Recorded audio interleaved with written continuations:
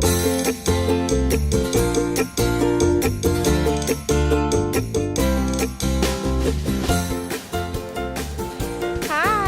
this is Roxy Monroe for KidLit Television, KidLit TV. I'm here at TLA in beautiful downtown Austin, and today we're with Tom Angleberger. Yeah. Hey, how you doing? It's great to see you. Hey, I brought one of my best friends to meet you.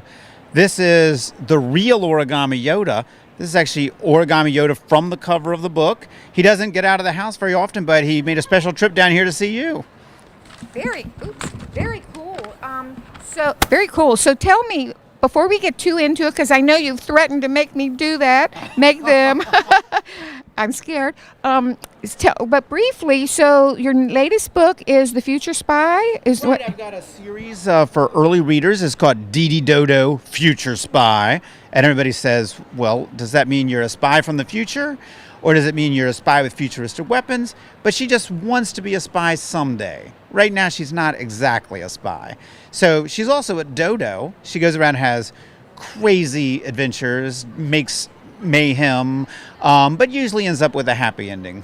So those books are a lot of fun for younger readers. And you have a series, right? And then my Origami Yoda series is for slightly older readers, like 2nd through 5th grade. And they get to read the books and they get to fold origami. And the book here, R2D2's Guide to Folding and Doodling, is all about getting kids to make stuff and draw stuff and not worry about being perfect. Just get out there and do something fun. So, did you go to art school? Well, believe it or not, I did. It doesn't often show up in my drawings and things, but I did actually major in art. And that's where I met my wife, Cece Bell, the graphic novelist and illustrator. She was also getting a degree in art at the same college. And we dreamed about making books together. And we've had a chance to make some books together, and we've made books on our own. We're having a great time.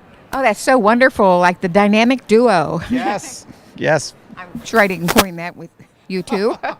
Sure you've heard it before. So now, tell me how you got into origami.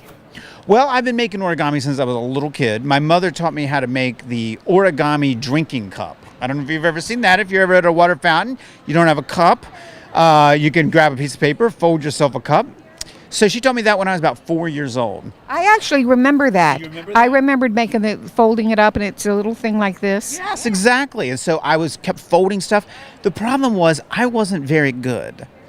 And that turned out to be the secret of my success, was not being very good. Because a few years back, I saw an Origami Yoda on the internet. It was fantastic, and they had instructions on how to make one. Since I'm a huge Star Wars fan, I was like, I gotta make it. I click on the button for the instructions, and my brain melted. It was 4 pages, the most difficult origami I've ever seen. I've still never succeeded in making one. What I decided to do was try to make a really simple one. And in fact, I've learned to make one that's so simple, I could teach you how to make it, but I understand that... I have to hold the microphone. Ha. You have to hold the microphone. So I'll be glad to teach your viewers how to make it. Got out of that. I would love to. And so I have to hold this, and you're going to count. All right. So I'll put this Origami Yoda in my pocket for safekeeping. And I will get out a piece of paper. You just need a regular piece of paper, a rectangle. Now, before you start folding, you got to ask yourself, was Yoda short or tall? Do you know? No, I think he was short, wasn't Yes, Yoda is short, so keep your paper short like this. Now you take one side of the paper. By the way, it's only 5 folds. And you can always rewind the video a little bit if you need to watch it a second time. But it's actually pretty easy. You take one side of the paper, you fold it over like this, crease it down the side. You take the other side of the paper, you fold it down like this, and crease it down the side. So far, it's just like folding up a letter to send to your grandma. Then there's a loose corner up at the top. You're going to take this loose corner, and you're going to make one of Yoda's ears. That's what Yoda's famous for, is his ears. So you take the loose corner, you pull it out to the side, past the edge of the paper. When you smush it down flat, you've got ear number 1. For ear number 2, you're going to take the other loose corner that's at the top. You fold it out the other way. Now, sometimes it gets stuck a little bit. You may need to open things up. But once you get it sticking out on the other side, you squash everything down, you close it up, and believe it or not, you've got an origami bathrobe. Now, if all you want is an origami bathrobe, you can stop right now. But if you want a Yoda, there's only one more fold to go. You just fold it down right there through the ears, and crease it hard across the top. Make sure you fold it down far enough so you have room to draw his face on there later. Let's see if we can draw a face without looking. Let's see here. There he is. There's an eye. And there's an eye. There's a nice smile. Let's see if we can put that on our hand. If he's as wise as the real Yoda from Star Wars. May the books be with you always. Yeah, I think he is pretty wise. Oh, that's absolutely darling. What fun. So do you act now, is that in your R2-D2's book? Yeah, there's instructions for all kinds of stuff in there. Lots of different Star Wars figures. This character is actually, this design is from my book Darth Vader Strikes Back. And of course the whole thing starts with the book Origami Yoda, The Strange Case of Origami Yoda. So one of the great things is, you know, even when I don't have a new book out and a new Star Wars movie comes out, I can grab markers and some paper, make something new. This is BB-8 from the new movies. Actually, he's just made out of some paper plates, so I call him BB Plate. And so online on my website, origamiyoda.com, me and the kids just have a ball making new figures, showing them to each other, having a great time. So we see that in this book, and you have other books, and it's like a real how-to thing? That's right. The R2-D2 book is the how-to book. The other books in the series are actually novels. They're stories about what would happen if you went to school with something like this.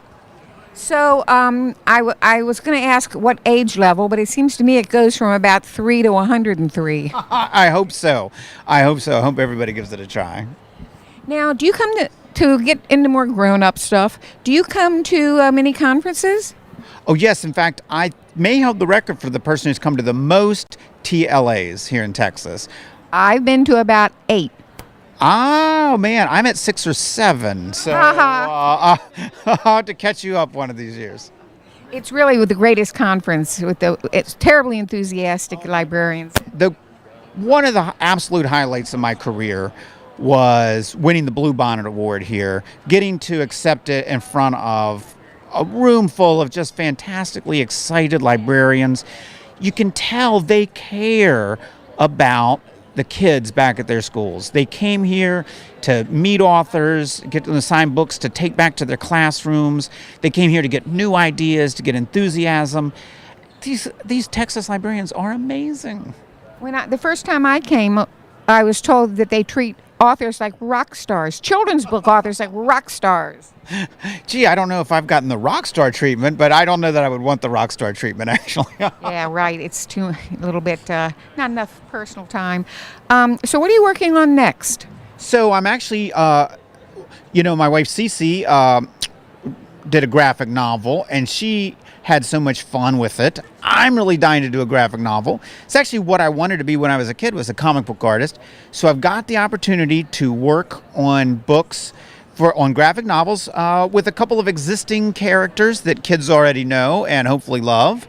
And so unfortunately I can't tell you the names of those particular characters. Everybody will hear about it soon, I hope. I'm super excited about it.